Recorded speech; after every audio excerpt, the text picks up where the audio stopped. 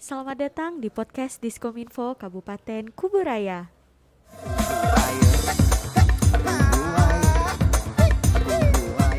Nah, selamat pagi teman-teman. Semoga kalian harinya menyenangkan ya. Jadi hari ini di hari Selasa di tanggal berapa nih? Tanggal 16 ya. Tanggal 16 Maret 2021 kita kedatangan tamu. Wah, susah nih datenginnya tuh susah gitu. Jadi di sebelah saya ada Pak Muhadi. Selamat pagi Bapak. Selamat pagi, Assalamualaikum. Waalaikumsalam. Nah, jadi Pak Muhadi ini adalah Kanit Toraja Wali Kuburaya, betul Pak? Siap, betul. Oke, jadi kenalan dulu nih Pak. Mungkin Pak Muhadi nih sebagai apa, terus Toraja Wali itu apa sih Pak? Oh iya. Baik, terlebih dahulu saya kemerdekaan diri. Nama saya Ibda Muhadi. Saya dinas di Polres Kuburaya kurang lebih 1 tahun.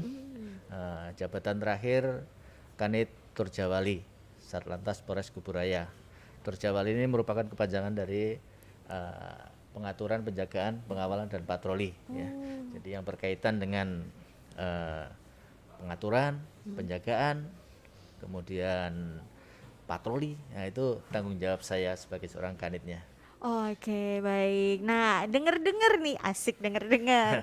Jadi Pak Muhadi ini Kanit Toraja Wali, jadi Bapak tuh juga sering turun langsung ke lapangan, betul Pak? Wajib. Wajib. Iya. Nah, jadi Bapak biasanya nih ada di mana kalau orang-orang mau ketemu Bapak? Nah, kalau cinta dengan saya bisa temui saya di Simpang 4 Brimob atau di Simpang 4 Kapur. Nah, itu saya lebih di situ terutama jam-jam rawan atau jam-jam sibuk. Yaitu kalau pagi mungkin sekitar jam 6.30 sampai dengan jam 7.30, kemudian siang jam 11 sampai jam 1 siang maksudnya 13.00, kemudian sore sekitar 15.30 sampai dengan 18.00. Oh. Berarti tetap ada di 2 tempat itu. Insya Allah kalau Senin kalau nggak ada tugas khusus yang lain, insya Allah saya ada. Senin sampai Minggu. Siap. Oke, tapi buat teman-teman jangan mau ketemu sama Bapak jadi harus ditilang dulu. Nggak boleh gitu ya, Pak ya? Nggak boleh, kita harus patuh hukum. Jadi kalau mau ketemu sama Bapak boleh, tapi nggak perlu melanggar aturan ya, gitu. Iya. Terus dengar-dengar nih karena Bapak sebagai Kanit Toraja Wali, otomatis kan tanggung jawabnya lebih banyak di lapangan ya, Pak. Iya. Oke, jadi dengar-dengar lagi nih 2021 ini lagi dicanangkan semuanya serba elektronik. Iya, betul. Nah, yang lagi hits nih adalah e-tilang, etle. Ya, dalam rangka kita mendukung daripada program Kapolri yaitu Presisi, di mana salah satu program itu semua memberdayakan dengan EEE ya. Termasuk kita sekarang ya yang lagi gencar-gencarnya atau disosialisasikan kepada masyarakat yaitu terkait dengan etle ya. Penegakan hukum dengan menggunakan alat elektronik ini ya. Nah, di dalam pelaksanaan ini ya tentunya kita masih dalam tahap bertahap ya. Tidak bisa secara langsung karena memang biaya yang dibutuhkan juga tidak sedikit ya. Besar banget ya. Kita memerlukan dukungan dari beberapa pihak ya. Tentunya mudah-mudahan ini berhasil kita laksanakan di wilayah Kalimantan Barat.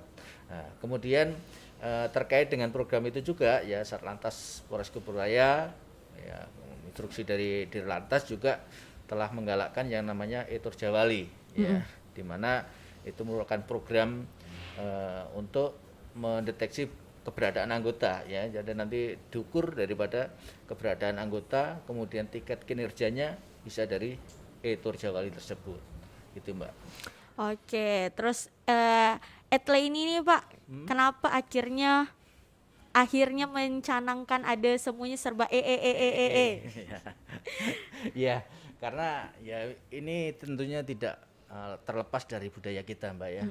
Kalau kita lihat dari sejarah mungkin Mbak sendiri ataupun saya ya selaku anggota kepolisian ya termasuk pelaku sejarah, gimana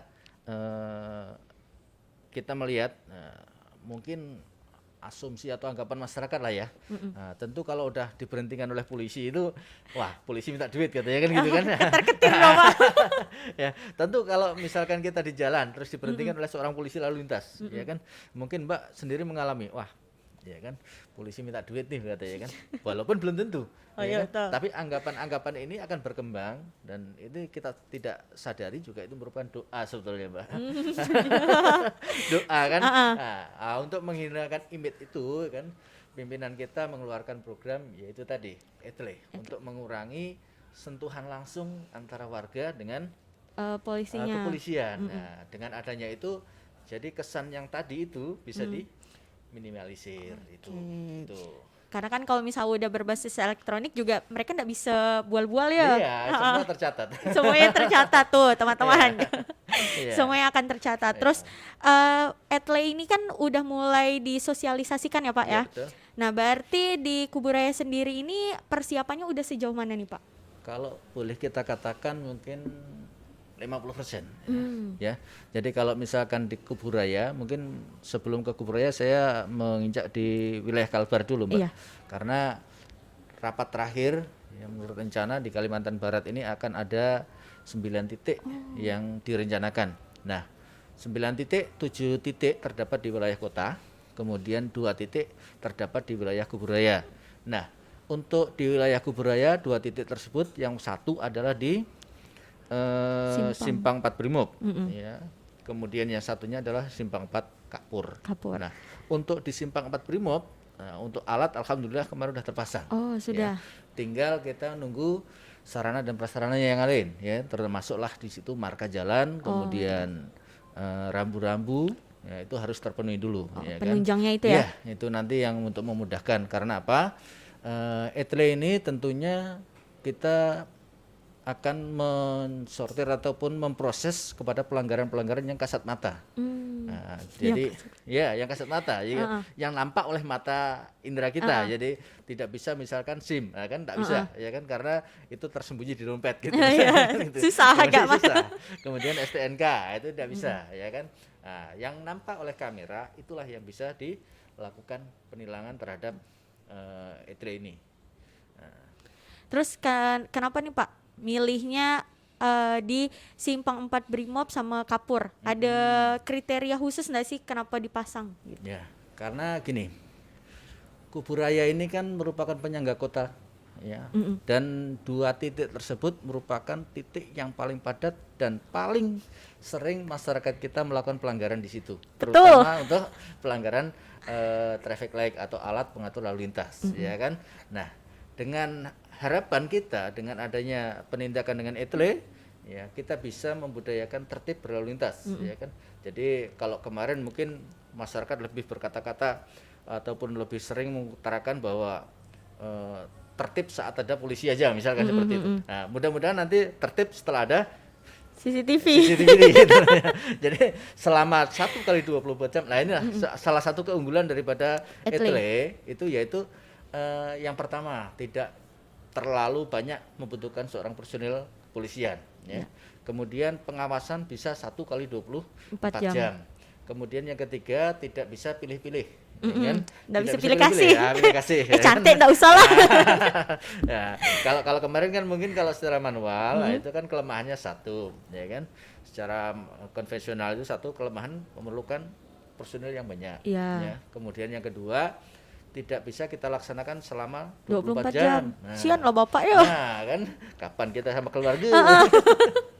Kemudian yang ketiga itu kan biasanya akan menimbulkan suatu kemacetan. Karena apa? Berhenti. Nah, orang banyak berhenti, kerumun, jadi kerumunan. Nah, untuk masa sekarang tidak tepat sekali ya, karena kerumunan itu sangat-sangat kita hindari ya gitu. Kemudian yang keempat dapat menimbulkan kecelakaan lalu lintas. Biasanya orang yang tahu wah depan ada pemeriksaan kendaraan bermotor nih, nggak usah pikir panjang, dia langsung putar balik. Putar balik. Nah, itu tentunya akan sangat-sangat membahayakan daripada keselamatan dirinya maupun orang lain.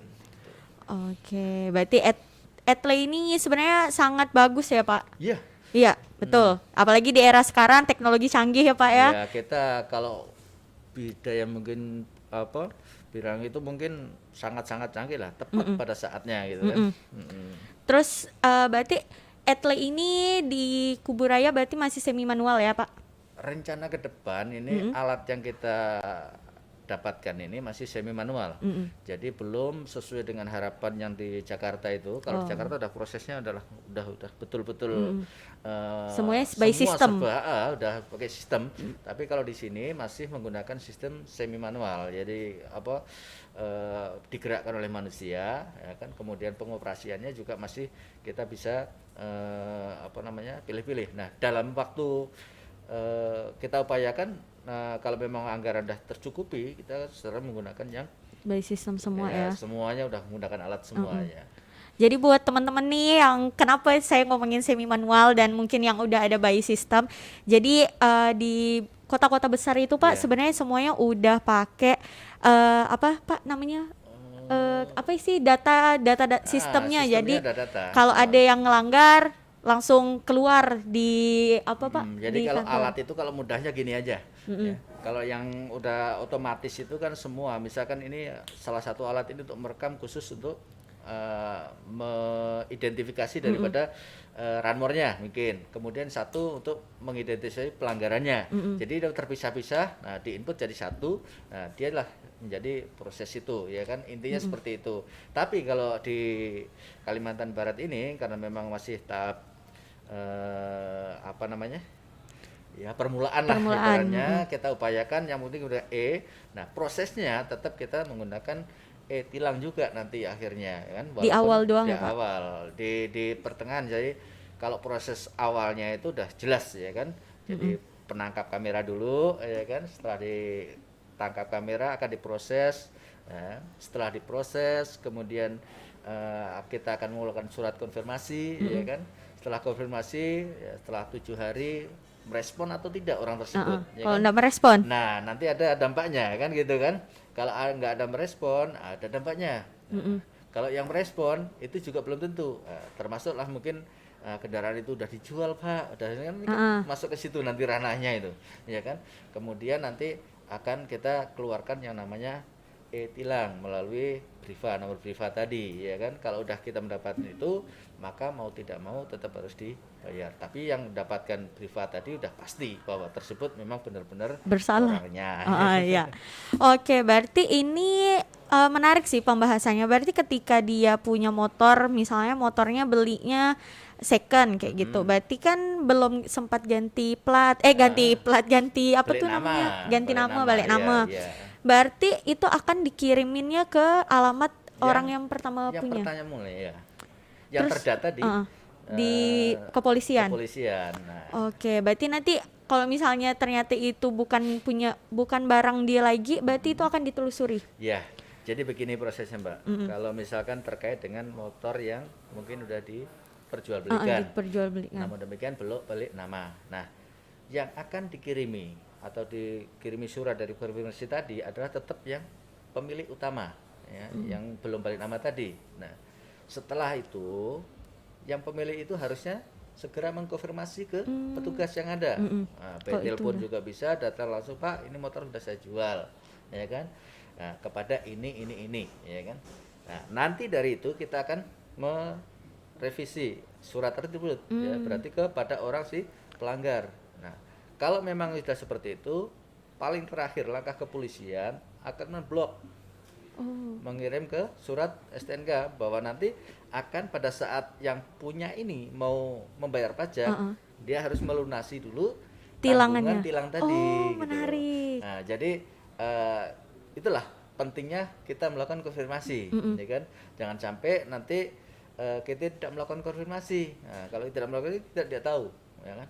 Ini motor udah dijual atau belum, kan? Nah, seperti itulah kira-kira jangka waktu daripada konfirmasi ke blokir tadi atau kita memblok daripada nomor STNK itu adalah selama 7 hari, Mbak. 7 hari ya. Sejak dinyatakan surat itu diterima. Oke, jadi kalau misalnya tidak ada tanggapan, blokir. Iya. Asik. Tuh, jadi teman-teman jangan macam-macam. Jadi etle ini biarpun awalnya semi manual, tapi tetap kita prosesnya tetap tilang ya. Tilang. Jadi kalau misalnya macam-macam, ndak memenuhi kesalahan, ndak mau bertanggung jawab, siap-siap diblokir STNK-nya sama Bapak. Ngeri. Bukan sama saya. Terus Pak, di sini kan berarti ada banyak banget nih Pak kriteria orang yang akan ditilang. Misalnya gonceng sampai 5 4 lah. Sekarang kan gonceng 4 kayak gitu. Terus helm kan banyak yang lucu-lucu.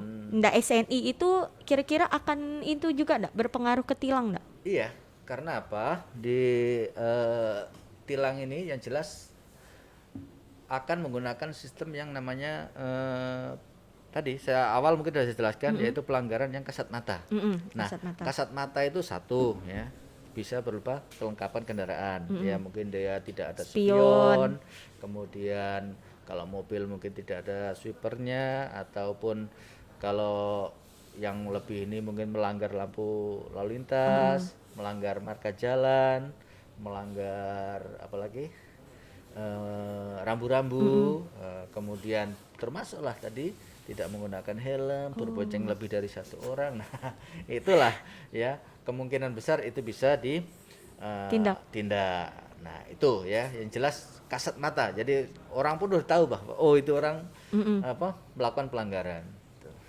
Jadi buat teman-teman saya ingatkan jangan kok misal udah ada pelang marka lagi sudah ada dalam pengawasan etle, jangan sekali-kali mutar dekat situ. Ya kan, Pak? Iya, boleh-boleh saja kalau memang di situ boleh mutar kan. Kalau Ya, misalnya makanya tanda perhatikanlah rambu-rambu ya perhatikan rambu-rambu.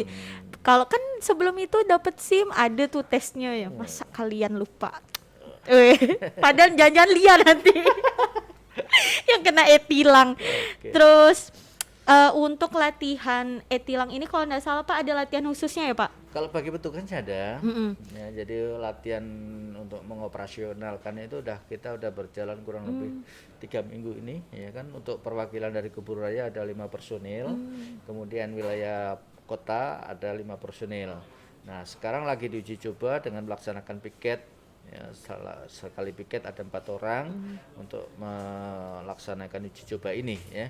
Untuk rencana launching, informasi terakhir kita dapatkan yaitu sekitar minggu kedua bulan April.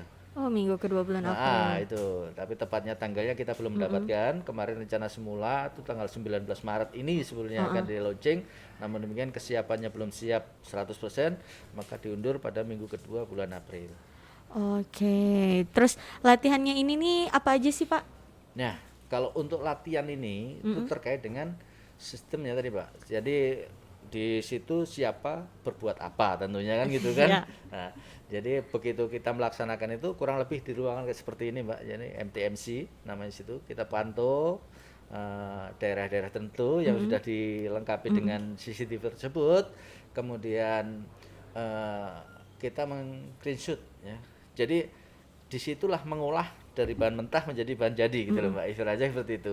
Jadi screenshot kemudian mengirim surat, terus nanti tanggapan kurang lebih setelah konfirmasi, gimana prosesnya itulah yang kita pelajari. Oke, berarti matinya harus jeli ya Pak.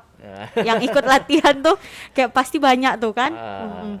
Oke, terus apalagi ya? Oh, kendala yang sejauh ini Pak sampai di tahap 50% nih kendala yang kita hadapi pertama, program ini kan melibatkan instansi pemerintah juga, kemudian tentunya harus sejalan kan.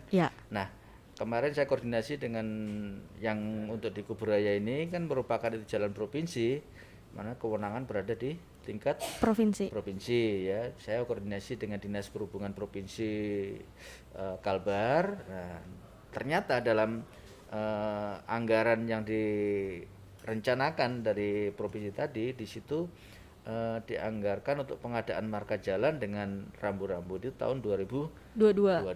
Namun demikian saya tetap mengkoordinasikan gimana caranya supaya ini bisa jalan ya. Sedang diupayakan, mudah-mudahan ini berhasil ya kan, mungkin dengan perubahan tadi ya, ada anggaran khusus ya, mungkin seperti itu. Nah, kemudian itu yang pertama. Kemudian yang kedua terkait dengan mungkin tadi sudah jelaskan bagi orang yang belum balik nama atau barangkali kendaraan yang tidak ada plat nomornya. Nah, itu masalah tersendiri. Karena apa? Kita berbasis kepada plat nomor ya kan.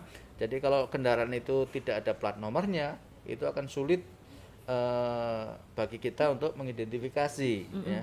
Kecuali nanti kalau kita udah menggunakan yang alat yang otomatis kita akan melakukan yang namanya rekam wajah. Oh, Nah, nanti kalau misalkan ini lewat sini, mukanya kesorot. nah, jadi akan diidentifikasi dari mukanya itu, orangnya ini seperti ini, melakukan pelanggaran sini nggak ada platnya. Nah, begitu lewat ke jalan sini nanti akan dikonteks. Nah, ini nanti juga tetap akan melakukan tindakan yang manual, ya tidak bisa secara itu, namun demi diberhentikan. Nah, itu nanti prosesnya seperti itu kalau yang udah otomatis. Oke. Berarti kendala-kendala itu tapi masih bisa diusahakan dan diminimalisir ya? Ya, kita upayakan ya namanya untuk di Kuburaya ini walaupun instruksi dari Kapolri tetap menggunakan etle semua, namun demikian kalau yang daerah-daerah masih terbatas kita menggunakan yang konvensional. Termasuk di Kuburaya tetap kita juga tetap menggunakan yang konvensional walaupun itu sudah kita nanti udah gunakan, tapi di daerah-daerah tertentu tidak mungkin lah misalkan contoh di daerah Rasunjaya kan belum terjangkau oleh itu. Nah, gitu loh. Oke, terus Pak, kan tadi Bapak bilang semuanya kan akan disorot tuh Pak. Apa namanya tuh plat nomor. Kan kalau nggak salah motor Ninja tuh depannya nggak ada ini tempat plat. Iya, kalau depannya nggak ada kita sensor lewat belakangnya ya kan gitu loh. Di belakang. Jadi depan belakang kan gitu. Jadi gitu. kamera itu tidak menyorot hanya dari sisi depan, namun demikian kalau tidak tersorot depannya nanti akan dari sisi belakangnya ya kan, karena tidak mungkin satu tempat akan disorot dari satu titik, tapi demikian dari beberapa titik gitu loh. Jadi buat teman-teman jangan ngakal, mau depan nggak ada platnya, belakang tetap ada kan Pak? Iya, kalau memang nggak ada, itu yang tadi saya katakan, suatu problem sendiri bagi yang memang tidak ada platnya kan, ya malum itu juga merupakan pelanggaran tersendiri bagi kendaraan yang tidak ada platnya, itu kan pelanggaran tersendiri sebetulnya. Tapi kalau dilakukan dengan etre tadi tidak akan bisa ya. Mau tidak mau tetap harus dilakukan tindakan secara manual. Tuh, itu tadi sebenarnya pertanyaan titipan Pak. Dari teman saya udah ada. Biasa lihat. Tolong ditanyakan ya. Oke, berarti tetap ada penindakan ya, tidak ada pengecualian kalau udah etle ini ya. Oke, terus apalagi ya, banyak nih Pak yang mau ditanyakan. Terus kayak sejauh ini kan berarti kepolisian berarti bekerja sama pastinya dengan pemerintah daerah kan? Pemerintah daerah. Nah, sejauh ini gimana nih Pak sinergisitas antara kepolisian Polres Kuburaya dengan Pemkab kita? Iya, alhamdulillah selama ini untuk koordinasi baik dengan instansi terkait ya, kalau misalkan biasanya lintas sektoral itu biasanya kalau hubungannya dengan kegiatan ini kita ada beberapa instansi yang erat kaitannya ya, termasuklah di sini perhubungan, kemudian PU, kemudian dinas pendidikan, kemudian Satpol PP, kemudian kepolisian. Nah ini ya kalau nantinya udah terbentuk itu namanya forum lalu lintas. Ya. Nah dinilah forum nantilah yang akan menggodok segala kebijaksanaan yang terkait dengan masalah lalu lintas yang ada di Kuburaya ini ya kan. Nah, mungkin ada suatu inovasi-inovasi yang dipandang perlu diambil di wilayah Kuburaya, itu biasanya akan dibicarakan oleh stakeholder tadi itu. Oke, berarti kalau nggak salah hari ini aja, kalau nggak salah kepolisian khususnya Satlantas tuh juga lagi ini ya koordinasi dengan Dishub ya? Ya ada. Oke, berarti selalu ada koordinasi ya Pak. Amin, bagus ya. Termasuk dengan Kominfo sendiri ya, kadang-kadang kita ya koordinasi walaupun tetangga gitu kan. Sebelahan kita nih. Iya. Terus Mbak Arti Pak, buat teman-teman nih Pak, kalau misalnya yang penasaran e-tilang ini bayarnya ndak bayar ke Bapak polisinya, ndak lewat Pak polisi, tapi kita langsung bayar transfer ya Pak? Iya betul. Nah ini jadi prosesnya itu tadi setelah kita mendapatkan surat daripada kepolisian yang mengkonfirmasi e-tilang, nah tentunya kita akan merespon ya. Nah, kalau yang warga negara yang baik akan merespon. Harus. Nah, setelah kita merespon, betul nggak sih ini data saya, misalkan, oh iya Pak, saya melakukan pelanggaran, ya kan gitu kan. Nah, setelah dia mengakuin itu, dia akan memberikan nomor telepon yang bisa dihubungi menggunakan SMS. Nah, setelah kita proses, maka nanti akan kita mengeluarkan yang namanya briva ya, nomor briva berapa sih yang harus Dibayar. dibayarkan oleh si pelanggar, ya kan, ke nomor rekening tersebut. Jadi nanti prosesnya seperti itu. Jadi nanti proses akhirnya juga seperti e-tilang gitu loh, Mbak. Oke. E-tilang sih udah berlaku sejak lama. Namun demikian ini nyambungnya juga ke itu istilahnya pra sebelum etle ini kan. Oke. Iya. Terus dendanya nih Pak, kan dendanya range harganya. Alah takut. Nah, kalau untuk denda ini tergantung juga sih. Nah, sebagian besar untuk wilayah di Indonesia ini dia menggunakan sistem keputusan Mahkejapol, Mahkamah Agung, Kejaksaan, Kepolisian. Nah, di sini dia menggodok berapa sih sebetulnya yang cocok untuk daerah tersebut, ya kan? Misalkan kalau diberlakukan segini, kira-kira keberatan nggak sih masyarakatnya, atau memberatkan atau tidak sih? Nah, seperti itu kurang lebih pertimbangan daripada Mahkejapol tadi. Nah, tapi kalau di Kuburaya ini kita masih mengacu kepada Undang-Undang Nomor 22 tahun 2009, jadi full besarnya. Nanti pertimbangan dari Pak Hakim tentunya kalau memang ada kelebihan, itu yang harus proaktif adalah sebelum si pelanggar. Nah, kalau ada si pelanggar tadi proaktif, berarti ada sisa nih.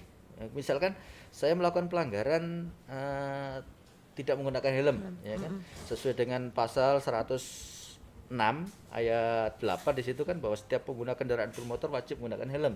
Nah, bagi yang tidak menggunakan helm ancamannya berapa, ya kan? Di situ disebutkan di dalam pasal 291 ayat 1 bahwa barang siapa yang tidak menggunakan helm diancam dengan hukuman denda maksimal 250 atau hukuman selama 1 bulan. Nah, tinggal pilih, ya kan, mau dihukum atau gitu. Nah, itu kalau misalkan nanti putusan hakim, putusannya mungkin tidak nyampe ke 250, berarti sisanya merupakan hak daripada si pelanggar tadi. Misalkan Pak Hakim udahlah kasihan, diputuslah 150 misalkan. Nah, berarti masih ada sisa 100. Maka sisa 100 tersebut masih bisa diambil oleh si pelanggar. Oke, berarti kalaupun misalnya dia udah ketilang, dia udah ketilang, terus dia lagi proses nih kan, terus dia ketilang lagi. Bisa, ya kan? Bisa, ya kan? Dan dia enggak ada pengurangan kayak udahlah, genapkan lah gitu, enggak. Bahkan kalau misalkan sebetulnya kalau dalam tingkat pidana itu kalau barang siapa yang mengulangi akan ditambah hukumannya, gitu loh, ya kan? Kalau misalkan ini, namanya saya tidak tahu kalau dalam soal tilang ini, ya kan, tapi kalau dalam ranah pidana biasanya orang yang melakukan pelanggaran kemudian mengulangi, itu dalam hakim akan menambah sepertiganya kalau nggak salah dari hukuman yang udah ada. Iya, karena dia udah tahu salah, dilakukan diulangi lagi. Dia berarti tidak ada unsur jeraknya. Gitu. Terus Pak, cara kita nih agar terhindar lah dari si e-tilang ini, biasa nih lihat curhat ya Pak. Lihat tuh misalnya udah lampu kuning, kita kan udah mulai pelan nih, orang belakang nih Pak suka nih masih ngakson, masih kuning, gitu. Itu harusnya kayak gimana sih Pak kalau udah kuning? Ya, kalau kita berlalu lintas yang baik dan benar, pada saat lampu kuning itu kita mengurangi kecepatan, jangan malah nambah kecepatan, gitu kan. Nah, pada saat lampu kuning usahakan kita mengurangi kecepatan. Tapi kalau misalkan belum nyampe kita garis stop, nanti setiap simpang itu kan ada garis stop, garis batas untuk berhenti. Itulah yang harus hati-hati sekali nanti. Jadi pada saat kita melintasi garis tersebut belum warna merah, silahkan dilanjut. Tapi kalau sudah warna merah, ya berhenti dengan enak. Jangan sampai kita berhentinya membuat orang kejut. Orang belakang lah. Nah, itu kan bikin orang terkejut, ya kan. Nah, ini nggak boleh. Nah, kemudian tadi ya terkait dengan orang yang belakang lakson, ya biarkan saja. Gitu. Kan? Yang penting kita taat dengan peraturan. Kalau misalkan ini ya baru kan lampu udah nyala, itu tak mungkin lah kita. Kalau misalkan kita nabrak dari belakang, tentu salah. Resikonya lebih kuat yang ditabrak daripada yang nabrak. Terus Pak, kan sekarang tuh kalau nggak salah di mana tuh di lampu merah nih, itu kan udah ada tuh yang merah-merah tuh Pak, yang biasa buat apa sih, pengendara motor ya, tempatnya pengendara motor. Iya. Nah orang nih, ya Allah, lihat curhat lagi, orang nih suka nempatkan diri di situ. Suka nempatkan di luar kayak gitu, saking jadi orang tuh nggak bisa belok. Itu gimana Pak? Kena juga nggak? Nah, kadang-kadang masyarakat itu juga masih mengacu kepada undang-undang yang lama. Nah, biasanya kalau udah ketemu lampu merah mau belok kiri, dia memaksakan, ya kan? tetap belok kiri jalan terus, bener ya? Nah, padahal kalau di undang sekarang itu tidak. Ya, Undang-Undang Nomor 22 mengatur bahwa apabila kita diatur dengan suatu alat traffic light atau alat pengatur lalu lintas, apabila kita mau belok ke kiri wajib mengikuti arah rambu kecuali ya kan dinyatakan lain dengan rambu-rambu, misalkan belok kiri boleh jalan terus ya kan, atau mungkin kalau di situ ada tulisannya belok kiri ikuti lampu berarti wajib berhenti hukumnya. Nah itu kemudian terkait dengan orang yang berhenti di daerah apa namanya itu Yang merah. daerah yang merah atau haknya pengguna daripada sepeda motor itu ya upayakanlah, kadang-kadang terbentur kepada masalah pada saat tadi lampu kuning, pada saat lampunya udah merah dia berhentinya di posisi yang area khusus sepeda motor itu. Oke, berarti banyak ya. Sebenarnya hal-hal kayak gitu tuh udah ada kan Pak? Tes-tes yang kita SIM kan juga ada kan? Ya, sebagian besar ada. Namun demikian untuk area itu kayaknya kalau saya perhatikan belum ya kan untuk yang itu. Tapi wajibnya setiap pengguna kendaraan bermotor tahu, karena itu biasanya akan diawali dari suatu rambu ya kan. Ya, Nah, rambu itu kalau sekarang lah etle kan. Dari awal kita akan diingatkan dengan rambu petunjuk bahwa lokasi tersebut diawasi dengan marka diawasi udah dengan di etle. etle tadi ya kan. Nah kemudian kalau misalkan itu zebra crossnya, udah zebra cross merupakan hak pejalan kaki, jangan sampai kita melewati. Kemudian marka jalan berupa stop ya, garis stop atau garis batas berhenti. Nah di situ juga ada tempatnya, batasnya untuk berhenti, jangan sampai kita melindas daripada garis stop tersebut. Oke, baik. Jadi itu udah jelas ya teman-teman. Semuanya etle ini udah dipikirkan dan dirancang matang-matang. Jadi nggak usah nak marah-marah kalau kena tilang, kan Pak? Iya. Karena semuanya juga udah berbasis, udah ada latihannya juga. Terus juga kon nggak bisa buat lah kayak gitu kan. Nggak ada CCTV-nya. Jadi Pak, sosialisasi nih Pak. Satu kata, dua kata buat teman-teman nih. Sosialisasi singkat lah Pak tentang si etle. Etle baik ya. Jadi etle ini merupakan program daripada pemerintah, terutama kepolisian, yang tujuannya adalah sangat baik, di mana kita berupaya untuk memperbaiki ya, mungkin dari semula citra kita udah terpuruk sampai ke gara-gara ini ya kan. Dengan adanya ini kita harapkan sentuhan secara langsung untuk pelanggar kepada polisi itu agak berkurang, sehingga meminimalisir terjadinya KKN ya kan. Jadi misalkan penyalahgunaan wewenang terutama.